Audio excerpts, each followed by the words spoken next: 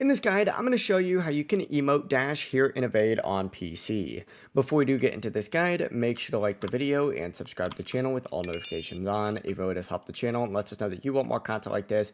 We'd greatly appreciate it, and if at any point throughout this guide you did have any questions, just ask them down in the comment section below and we can help you out further. I'm going to be doing my best to reply to every single comment down there. This technique is also called emote hopping, or the E-dash, and it lets you keep your speed while sliding across the map using an emote. It really is a simple process. However, it can take some time to fully get used to, but begin by actually just building up some momentum. You could do this by sprinting forward or bunny hopping just to gain as much speed as possible. But essentially, whenever you're ready to start doing this, you want to go ahead and essentially just jump. And then while you're midair, release that W or forward key. And then from here, right after, trigger that emote by pressing G to open up your emote wheel, and then any of those number keys as well. And of course, I just died to a star as I'm trying to demonstrate this, but yeah, essentially go ahead and release the W key midair, press G, hit that emote key, and as soon as you do that, hit the crouch or slide key, which is Control or C,